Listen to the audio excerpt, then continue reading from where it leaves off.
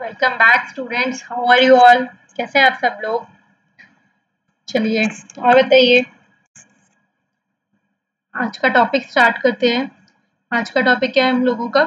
Cell division या cell cycle. ठीक है, पूरा इसी में कंप्लीट हो जाएगा।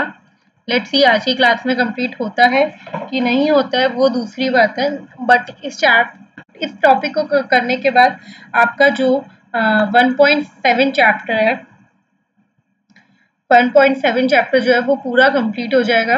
देन देखते हैं कि मैं सेकंड चैप्टर स्टार्ट करती हूँ या फिर इसी का कुछ पार्ट लेते हैं। अभी तक मेरे पास कोई कमेंट नहीं है, कोई व्हाट्सएप नहीं है कि मैम लाइव क्लास लेने के लिए कि नहीं लेने के लिए। मैंने आपसे बोला था जिस भी स्टूडेंट को previous year question paper solve का सेशन रखवाना है, प्लीज़ मेरे को व्हाट्सएप करिए या मेरे को कमेंट करिए। इट्स ओके, नो प्रॉब्लम, मैं मैनेज कर लूँगी। मैं सोच रही हूँ कि अभी भी थोड़ा सिलेबस कंप्लीट करके फिर करेंगे, क्योंकि 2-3 चैप्टर कंप्लीट करने के बाद क्वेश्चन पेपर सॉल्विंग सेशन रखना मेरे को भी थोड़ा ठीक नहीं लगा। कितने क्वेश्चन होंगे वो हमारे एक ही सेशन में खत्म हो जाएंगे। आई थिंक कि अभी और 2-3 चैप्टर कंप्लीट कर लेते हैं, उसके बाद ये चीज़ें रखेंगे।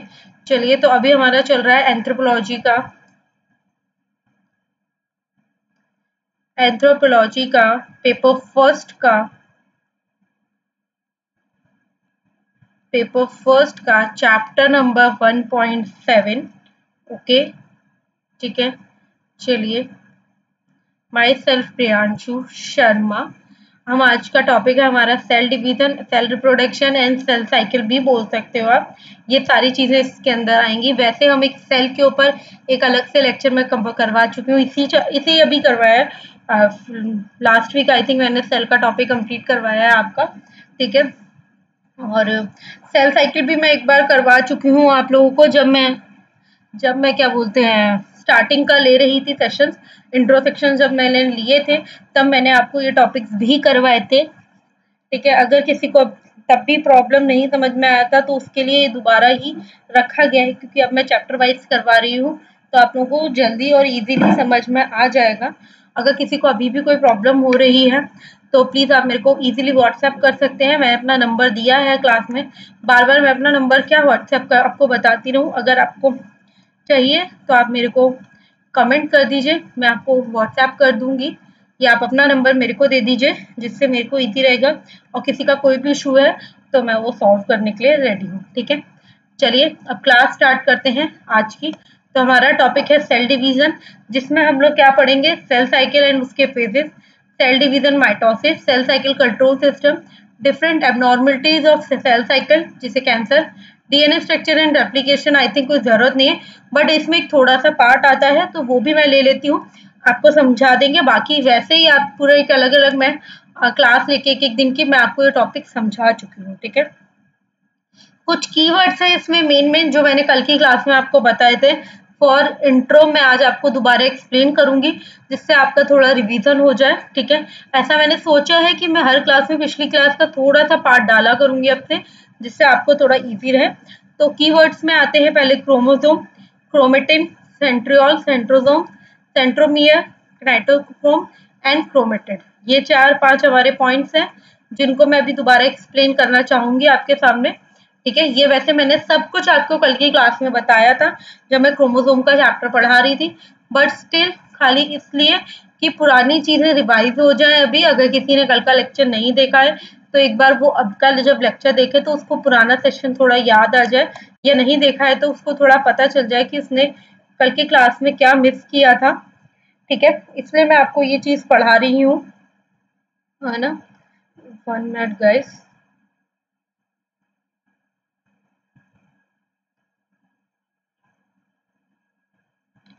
चलिए स्टार्ट करते हैं। तो क्रोमोसोम क्या है? Chromosome is a long continuous piece of a DNA which contain the genetic information for a cell.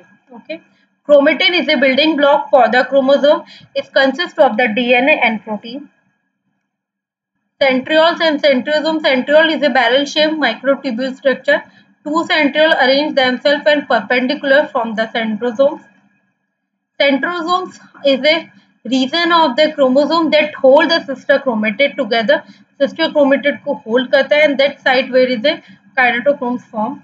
Kinetochrome is a complex protein containing a structure to which microtubules किससे अटैच्ड होते हैं उससे। Chromatids क्या है? This is a one strand of the chromosome, एक strand है chromosome का। After it has a duplicate for cellular division, the two chromatids are called as sister chromatids and will eventually split and move to opposite end of the cell. चलिए अब हम ये हमने कल की क्लास में जो मेन टॉपिक्स मेन पॉइंट्स देखे थे क्रोमोसोम के, कुछ मेन यही चीजें होती हैं, वो मैंने आपको एक शॉर्ट फॉर्म में, एक शॉर्ट डेफिनेशन में मैंने आपको यहाँ पे बता दिया। जो आज का हमारा टॉपिक है वहां से हम स्टार्ट करते हैं, रेडी करते हैं और रेडी हो जाते हैं फॉर सेल डिवीजन और सेल साइकिल बताने के लिए। ठीक है, why do cell division, cell division क्यों होता है? ग्रोथ के लिए, रिपेयर के लिए, डेड सेल्स को रिप्लेस करने के लिए और सेक्सुअल रिप्रोडक्शन के लिए। तीन मेन चीज होती हैं, growth, repair and replace dead cell and asexual reproduction.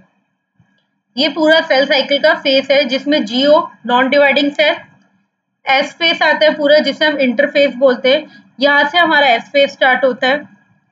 फिर G2 फेस, फिर प्रो माइटोसिस के अंदर prophase, metaphase, anaphase, telophase and G1 phase. ये पूरे सेल साइकिल के फेस होते हैं, G-O, S phase, G2 phase, G1 phase, mitosis. मतलब मैंने ये सिक्वेंशली नहीं लिखा है बट ये 4-5 फेजेस होते हैं। माइटोसिस में ही आता है आपका मियोसिस, माइटोसिस में आएगा आपका profess, metaphase, anaphase and telophase. ये 4 फेजेस जो है वो माइटोसिस के अंदर आते हैं। ये तो आई थिंक आपको पहले से भी बताया होगा और मैंने पहले भी, इससे पहले जो एक इंट्रो क्लास ली थी उसमें भी मैंने आपको बताया था। तो first of all cell cycle होता क्या है? The cell cycle is a sequence of the growth and division of the cell. ठीक है, सेल साइकिल क्या है? सीक्वेंस है ग्रोथ का एंड डिवीजन है सेल डिवीजन का। इसके अंदर 3 मेन फेजेस होते हैं, इंटरफेस, माइटोसिस एंड साइटोकाइनेसिस। ये 3 फेज जो होते हैं वो मेजर फेजेस बोल सकते हो आप। कौन कौन से? Interphase, mitosis and cytokinesis. ये 3 मेन फेजेस होते हैं सेल साइकिल में। Cell division result in 2 cells that both identical to the parent cell. Cell division result क्या आता है? 2 daughter cell that are both identical. किससे आइडेंटिकल होते हैं? पेरेंट सेल से। अब आते हैं जो मैंने आपको 3 फेजेस बताए हैं, जो मेजर सेल साइकिल में 3 मेजर फेजेस होते हैं उसके बारे में पढ़ते हैं। पहला आता है इंटरफेस, फिर आएगा माइटोसिस एंड देन साइटोकाइनेसिस। तो interphase is estimated 90% of cycle. इसके अंदर भी 3 फेज आते हैं जिसमें G1, S एंड G2। ये 3 फेजेस आते हैं जो मैंने आपको यहाँ पे बताए थे।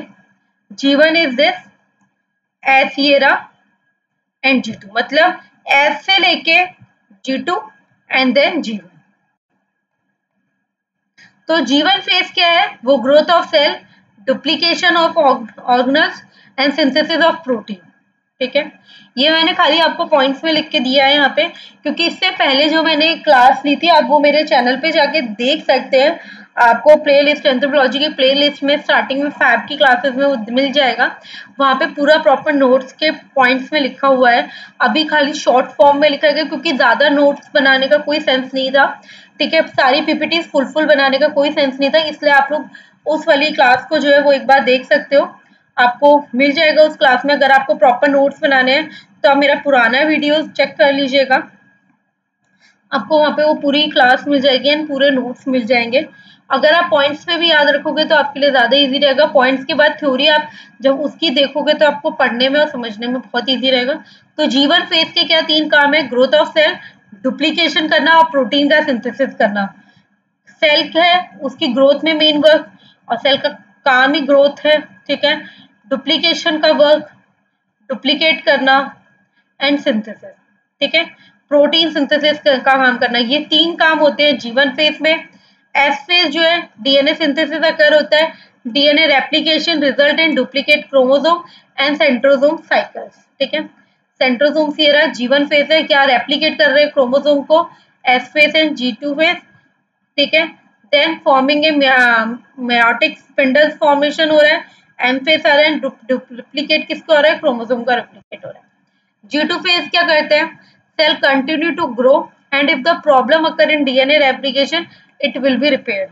सेल को कंटिन्यूसली ग्रो करता है, अगर कोई प्रॉब्लम आती है डीएनए रेप्लिकेशन के टाइम में तो उस टाइम पे उसको वो रिपेयर्ड भी करता है। Cell will prepare for mitosis, cell synthesize protein need for the cell division. ठीक है। M phase estimated 10% of the cycle. ठीक है। इंक्लूड दो पार्ट होते हैं जो मैं आपको पहले बता चुकी हूँ, माइटोसिस एंड साइटोकाइनेन। ठीक है। माइटोसिस वही prophase, prometaphase, prophase, prometaphase, metaphase, anaphase and telophase and then cytokinesis. तो अब हम स्टार्ट करते हैं माइटोसिस। हमने इंटरफेस पढ़ा था माइटोसिस एंड साइटोकाइनेन। इंटरफेस में हमने पढ़ लिया G1, S एंड G2। ठीक है। तीनों की हमने एक छोटा सा फंक्शंस पढ़ लिए, ये या डेफिनेशन बोलोगे आप। ठीक है, वो पढ़ लिए। अब हम पढ़ेंगे एम फेज। एम फेज में वही इंक्लूड होते हैं दो पार्ट, माइटोसिस एंड साइटोकाइनेन, जो हम पहले बता चुकी हूँ मैं आपको। तो अब माइटोसिस में क्या आएगा, prophase, prometaphase, prometaphase, metaphase, anaphase and telophase and then cytokinesis. Mitosis क्या है, ये एक प्रोसेस है जिसके अंदर यूकैरियोटिक सेल जो है वो सेपरेट करते हैं क्रोमोसोम को। This is a process in which eukaryotic cell separate the chromosome in its nucleus into the two identical set in two daughter cells. ठीक है। अब इसके अंदर मैंने आपको बताया कि माइटोसिस के अंदर भी 5 फेजेस हैं, बहुत टिपिकल चीजें हैं। ठीक है, यहाँ से आपको इजीली समझ में आ जाए तो बहुत अच्छी बात है। अगर 1% आपको यहाँ से कोई प्रॉब्लम हो रही है समझने में, तो मैं आपको बोलूंगी प्लीज आप मेरी पुरानी वीडियो भी चेक कर सकते हैं, उससे आपको बहुत इजीली और बहुत अच्छे से समझ में आ जाएगा। यहाँ पे मैंने डीएनए को कोई ज्यादा नहीं लिया है, बट एक शॉर्ट फॉर्म में लिया है जिससे आपको पुराना याद आ जाए, क्योंकि यहाँ पे आके ये चैप्टर पूरा कंप्लीट हो जाएगा। जिससे क्या है कि जब ये चैप्टर पूरा कंप्लीट हो जाएगा तो आपके पास भी एक माइंड में सेट होना चाहिए, हाँ हमने लास्ट डेज में ये पढ़ा था, तो वो चीज वहां पे खत्म हो जाएगी, तो आपको इजी रहेगा। और अगर इन सब के बाद भी आपको ये है कि नहीं हमें सेल साइकिल और डिटेल में पढ़ना है, जैसे आपने हमें फर्स्ट क्लास में पढ़ाया था, ठीक है, तो आप प्लीज मेरे को कमेंट कर सकते हैं, मेरे को व्हाट्सएप कर सकते हैं। मैं फिर आपको पुराना, जैसे मैंने आपको पूरा एक एक चीज बताई थी उस क्लास में, मैं कोशिश करूंगी कि आपको मैं इस क्लास में भी एक दिन ऐसा ही लेके संडे वनडे में मैं फिर आपको बैठ के फिर एक पूरा कि माइटोसिस के हर फेजेस में क्या होता है क्या नहीं होता है, वो फिर मेरे को पूरा आपको बताना पड़ेगा। ठीक है। और आई नो, मुझे याद है कि मैंने आपको डीएनए रेप्लिकेशन के लिए और प्रोटीन सिंथेसिस के लिए एनिमेशन का बोला है या वीडियोस का बोला है, आई नो, तो वो भी मैं जल्दी कर दूंगी। वो कोई इतना बड़ा चीज नहीं है, बट स्टिल वो थोड़ा लेट हो रहा है, उसके लिए आई एम सॉरी, बट वो मैं जल्दी कर दूंगी। एंड आई थिंक कि उसके साथ मैं आपको माइटोसिस और मियोसिस जो है ना, उसकी भी एक प्रॉपर वीडियो दिखा दूंगी कि prophase, prometaphase, metaphase, anaphase, telophase में क्या क्या साइकिल्स में क्या क्या क्रोमोसोम्स की फॉर्मेशन होती है या स्पिंडल फाइबर कब अटैच्ड होते हैं। तो जब आप वीडियोस के थ्रू देखेंगे तो आपको इजी हो जाएगा उस चीज को रिकॉग्नाइज करने में और याद करने में, जो हमने पूरा पुराना पढ़ा है उसको रिकॉग्नाइज करने में और नई चीज को अपने माइंड में फिट करने में आपको थोड़ा इजी हो जाएगा। ठीक है। तो प्रोफेज का ड्यूरेशन टाइम कितना होता है, 15 मिनट के अंदर प्रोफेज की ड्यूरेशन हो जाता है। क्रोमोसोम क्या होते हैं, कंडेंस होते हैं, get thicker and coil, they become visible under the light microscope. The two sister chromatids of each chromosome attach at the point, जिसको हम क्या बोलते हैं, centromere. Spindle fibre begins to form a two centrosome and they will get start moving apart. ठीक है। Chromosome क्या है, condense हो जाते हैं, कॉइल हो जाते हैं, किसके अंदर आप उनको विजिबल कर सकते हैं, लाइट माइक्रोस्कोप में आप इजीली विजिबल कर सकते हैं। जो दो सिस्टर क्रोमेट्स होते हैं हर क्रोमोसोम के, वो अटैच हो जाते हैं एक पॉइंट पे जाके, इसको हम क्या बोलते हैं, सेंट्रोमेयर। ये रहे सेंट्रोमेयर। स्पिंडल फाइबर्स जो होते हैं begins to form a two centrosomes, ठीक है, and they will start moving upward. ये प्रोफेज काम करता है। प्रो मेटाफेज में इसका ड्यूरेशन टाइम 15 मिनट है। ठीक है। इसमें न्यूक्लियर मेम्ब्रेन जो होती है वो डिसअपियर होनी स्टार्ट हो जाती है। काइनेटोकोर्स क्यों होते हैं, will get attach to the centrosome, centromere, ये सेंट्रोमियर से जाके अटैच होना स्टार्ट कर देते हैं। Spindle fibre becomes attach to the centrosome. ठीक है। सिंपल, बहुत सिंपल लैंग्वेज में और बहुत सिंपल 3 फंक्शंस मैंने यहाँ पे लिखे, जो मेन है कि मेम्ब्रेन डिसअपियर हो जाना, अटैचमेंट होना, स्पिंडल फाइबर का क्या होना, वो बिल्कुल शॉर्ट फॉर्म में मैंने आपको यहाँ पे मेंशन किया। आप इतना पॉइंट्स भी अपने माइंड में लेके चलेंगे तो आपके लिए सही होगा। देन आपका आता है मेटाफेज, जिसका ड्यूरेशन टाइम है 20 मिनट्स। इसमें क्या है, chromosome reach their most highly condensed state, ठीक है। Spindle fibre begins to contract to the centromeres of the chromosome which are now arrange along the middle of the spindle. Anaphase का duration time 3 minute होता है। आप देखेंगे जब starting हुई थी prophase is 15 minute, prometaphase भी 15 minute, metaphase में टाइम ज्यादा लगता है, 20 minute duration, anaphase only 3 minute. Centromere of each chromosome split allow करेगा क्रोमेट्स, सिस्टर क्रोमेट को सेपरेट होने के लिए। The chromatids are then pulled by the spindle fibre towards the opposite side of the cell. The two set of the chromosome are identical and cleavage flow set to the form. Sorry. The two set of chromosome are identical. कैसे होते हैं? बिल्कुल identical.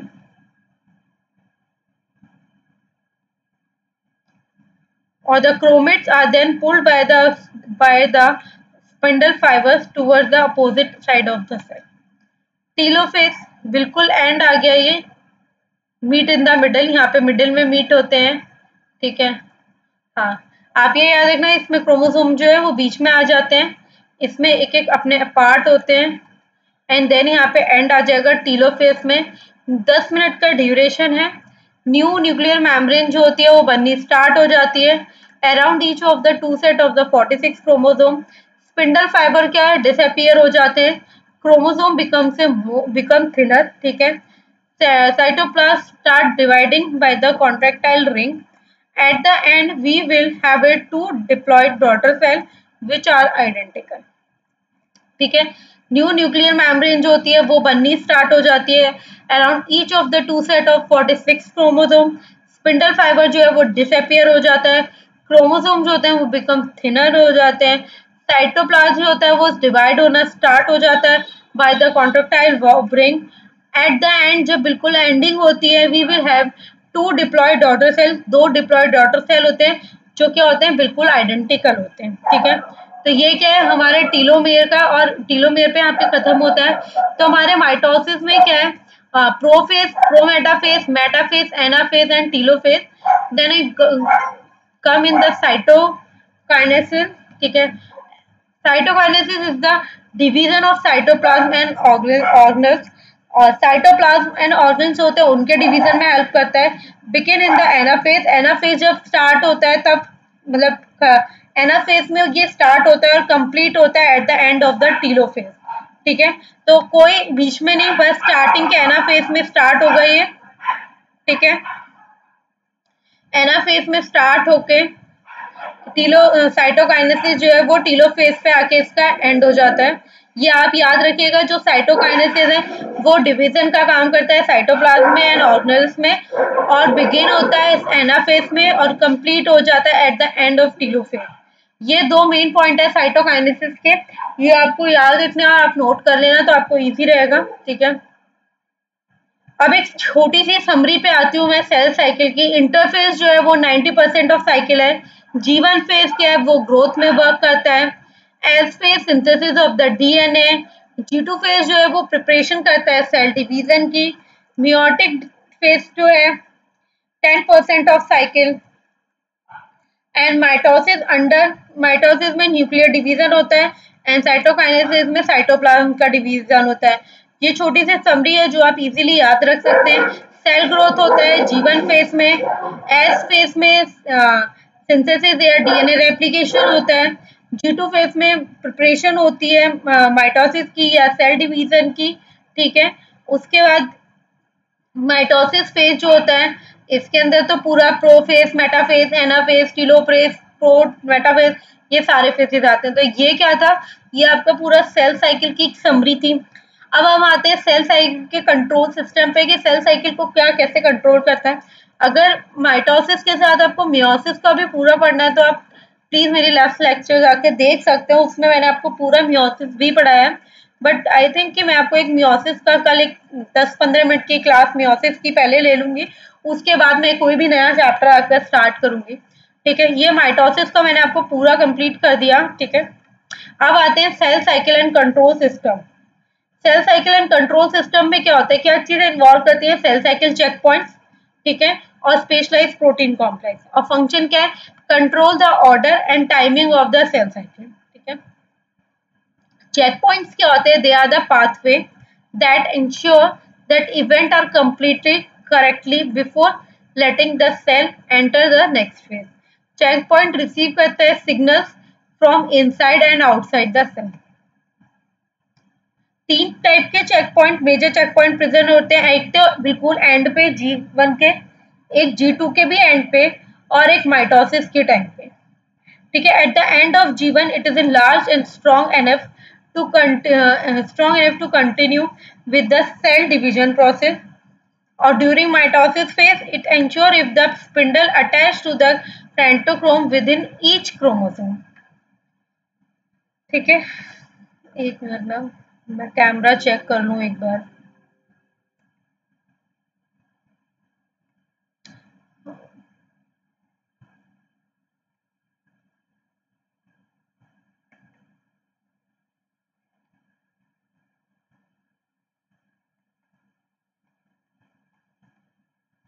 Specialised protein complex का एक combination होता है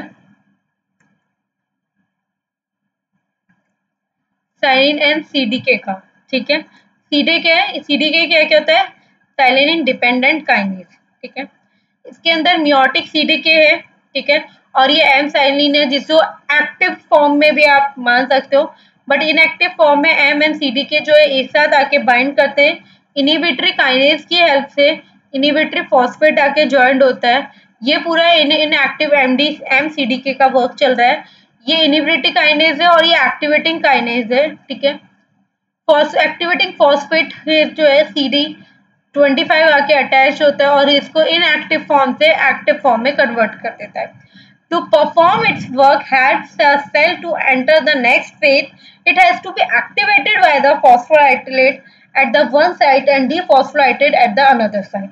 यहाँ पे क्या था, इनएक्टिव था, और दूसरी साइड में वो जाके क्या उसको एक्टिवेट कर देता है, कौन, फॉस्फेट। ठीक है, now we will have see how much we are learned. So raise your hand and wait your turn. ठीक है, just for a joke या for enjoyment. ठीक है, आप एक छोटा सा वर्ड दे सकते हैं उसको। अब आते हैं हम सेल साइकिल पे। ये मैंने एक छोटा सा वो डाला है, जैसे इंटरफेस है उसका क्या काम है, क्रोमोसोम इनविजिबल एंड डीएनए को रिप्लिकेट करना। ठीक है, प्रोफेज क्या करता है, chromosome reappear and nucleus disappear. फिर मेटाफेज क्या है, chromosome at equator in spindle formation होता है। एनाफेज में क्रोमेट्स होते हैं पुल टू द पोल। ठीक है, टीलोफेज क्या है, chromatids are at pole and nucleus reform. And cytokinesis क्या है, साइटोप्लाज्मिक डिवीजन। ठीक है, ये एक पूरा मैंने एक छोटा सा चार्ट टाइप में बोल सकते हो, वो मैंने आपके लिए बताया। Cell increase and decrease, cell division किस किस में होता है, माइटोसिस एंड साइटोकाइनेसिस।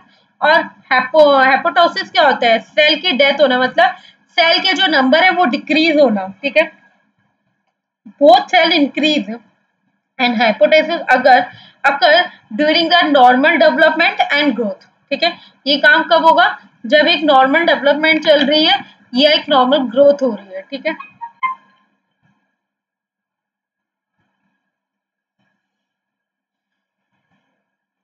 टाइम तक तो डेली आप लोगों की क्लास अपलोड हो जाती है 6 बजे तक, but I am sorry guys, आज बहुत कुछ लेट हो गया है।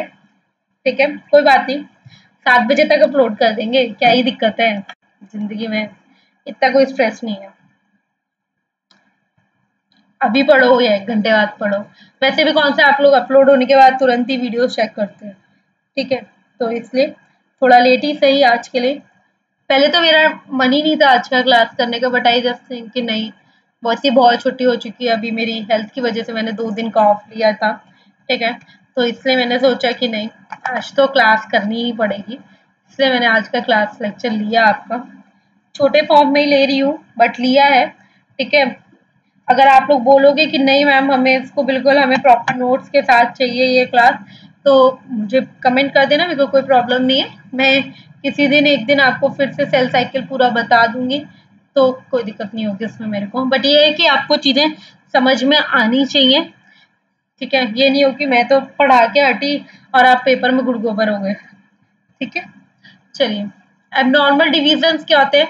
एबनॉर्मेलिटी क्या आती है? If there damage in DNA, DNA के अंदर कोई डैमेज है किस टाइम पे? जब जीवन फेस हो रहा है, जीवन फेस का जब पूरा वर्क चल रहा है उस टाइम पे अगर डीएनए में कोई डैमेज है and the p53 is not present, और उसके अंदर p53 भी नहीं प्रेजेंट है, तो cell can not stop entering into the next phase. उससे जो सेल है वो नेक्स्ट फेज में एंटर नहीं करेगी and it will complete the cycle in an abnormal way. और उससे क्या होगा कि पूरी जो साइकिल है वो कंप्लीट होगी एबनॉर्मल वे में, then the cycle will be uncontrol. और वो साइकिल क्या हो जाएगी? अनकंट्रोल हो जाएगी। क्यों? जब डीएनए के अंदर कोई डैमेज हुआ, कैसे हुआ? During the M phase, sorry during the G one phase, ठीक है। और उस टाइम पे p53 जो था वो प्रेजेंट नहीं था, तो सेल क्या है वो स्टॉप नहीं कर पाएगा, स्टॉप नहीं होगा और वो नेक्स्ट फेज में एंटर कर सकते, stop and entering into the next phase, stop नहीं करेगा सर और नेक्स्ट फेज में एंटर हो जाएगा।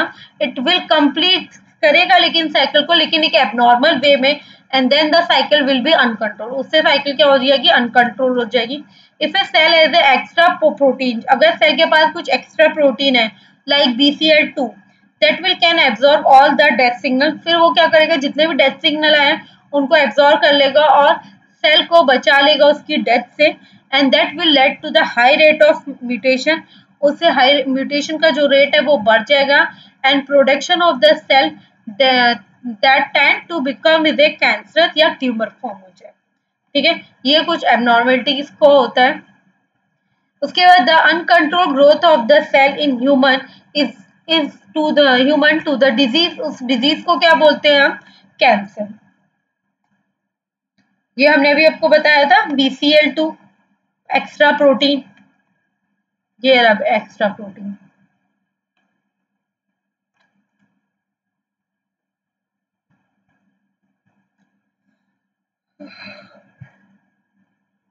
मैंने आपको ऐसे ही मैंने एक लिंक डाला था, बट इस टाइम पे थोड़ा मेरा नेट का इशू है, ना कि मैं आपको दिखाती पूरा। एपोटोसिस है, नियोक्रोसिस, आप देखिए आपको खुद समझ में आ जाएगा।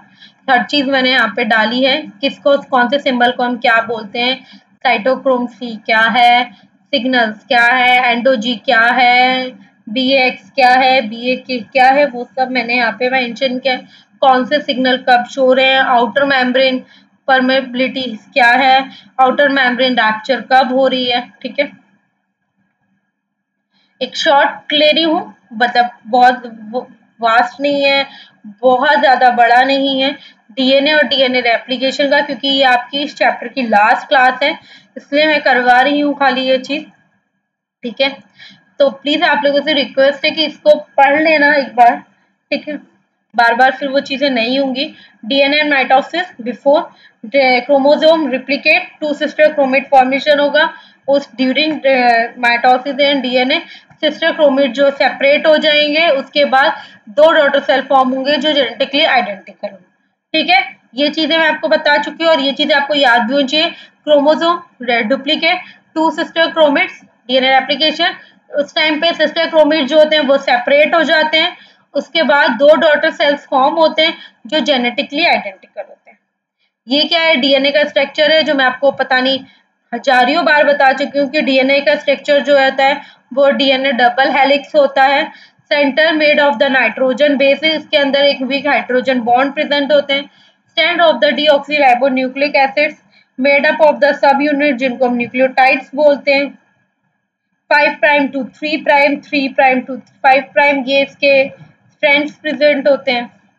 ये मैंने आपको उस टाइम भी बताया था, न्यूक्लियोटाइड से न्यूक्लियोसाइड्स एंड फॉस्फेट, फिर pentose and nitrogenous bases, pentose में राइबोस, डीऑक्सीराइबोस, और राइबोस से आरएनए एंड डीऑक्सीराइबोस से डीएनए, नाइट्रोजनस बेसिस से पिरामिड प्यूरिन, और पिरामिड से uracil, cytosine and thymine, and purine से एडेनिन एंड गोल्ड, ठीक है। किससे बना हुआ होता है? Phosphate group, 5 sugar 5 carbon sugar से, नाइट्रोजनस बेसिस से। एंटी पैरेलल स्ट्रैंड है, one strand of DNA goes to 3 prime 5 prime to 3 prime, and other strand is just a opposite direction में जाता है 3 प्राइम टू 5 प्राइम। ठीक है, ये खाली एक शॉर्ट मैंने आपको डीएनए स्ट्रक्चर में बताया है। ये आपका डीएनए एप्लीकेशन है। Models of the DNA replicate possibilities क्या है? ये कंजर्वेटिव मोड है, सेमी कंजर्वेटिव एंड डिस्पर्सिव। ये मैंने आपको अभी 2-3 दिन पहले की क्लास में ही बताया है। कंजर्वेटिव में in model one daughter nuclei, जो वन डॉटर मॉलिक्यूल है, कंटेन बोथ डीएनए स्ट्रैंड, वो 5 prime to 3 prime and 3 prime to 5 prime दोनों तरह के स्ट्रैंड्स को कंटेन करते हैं। And the other daughter molecule जो है वो contain DNA strand of all newly synthesised material. ठीक है, सेमी कंजर्वेटिव मॉडल में in this model two DNA double helix, both of which consist the one parental and other is a new strand. Dispersive model में in this model the parental double helix is broken into double strand DNA segment and the segment assemble into two complete DNA double helix from the new and parental strand. Steps क्या हैं DNA replication के? The DNA strand are separate at a specific area, जिसको हम लोग origin बोलते हैं। ठीक है, The complementary strands are synthesized by the DNA polymerase. Termination: DNA polymerase goes throughout each strand in the order to which to find error and correct them. Base pairing DNA replication की, ये original DNA, ये strand formation हुआ, divide हुए, दो identical DNA molecule बने, half with new and half is the old origin. ठीक है, enzyme required for the replication, वही helicase, DNA polymerase, ligase, primase, यही एंजाइम्स होते हैं जो मेनली यूज होते हैं। तो हेलिकेज एक एंजाइम जो कैटेलाइज करता है energy dependent unwinding of the DNA double helix को ड्यूरिंग रेप्लिकेशन। डीएनए पॉलीमरेज वो एंजाइम है जो catalyse the assembly of the deoxyribonucleoside triphosphate into deoxyribonucleoside with a single strand DNA serving as the template। ये enzyme जो होता है वो found होता है इन ट्यूमर। लाइगेज के ज्वाइन करता है together small newly synthesised piece of the DNA, जिसको हम लोग ओकाजाकी फ्रैगमेंट बोलते हैं। और प्राइमेज के add on the RNA primer so that the DNA synthesis can begin. ठीक है, the fork moves the application takes place 5 prime to 3 prime, this is the old strand, 3 prime to 5 prime, this is also old strand। Leading strand है ये lagging strand है, ये replication point होता है जिसको हम ओरी भी बोलते हैं, ओरिजिन ऑफ रेप्लिकेशन। ठीक है, समरी में वही था, abnormal division what happen when DNA damage, DNA structure, DNA replication जिसमें मॉडल डीएनए का स्टेप और एंजाइम जो रिक्वायर्ड है, ये कुछ मेन चीज थी जो मैंने आपको अभी इसमें बता दी।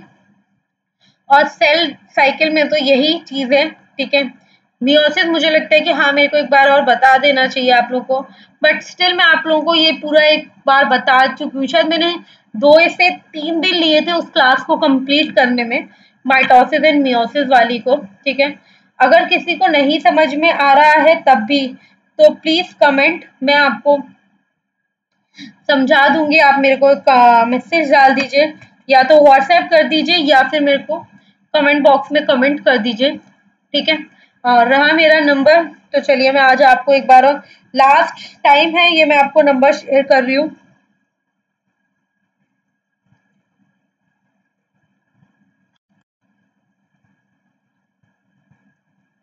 सेवन 4250 40870। ठीक है, ये मेरा नंबर है, प्रिया शू। अगर किसी भी स्टूडेंट को एंथ्रोपोलॉजी सब्जेक्ट से रिलेटेड या फिर जो भी टॉपिक्स मैं अभी करा रही हूँ उनसे रिलेटेड कोई प्रॉब्लम है तो प्लीज आप लोग मेरे को मैसेज कर दीजिए, इस नंबर पे व्हाट्सएप कर दीजिए।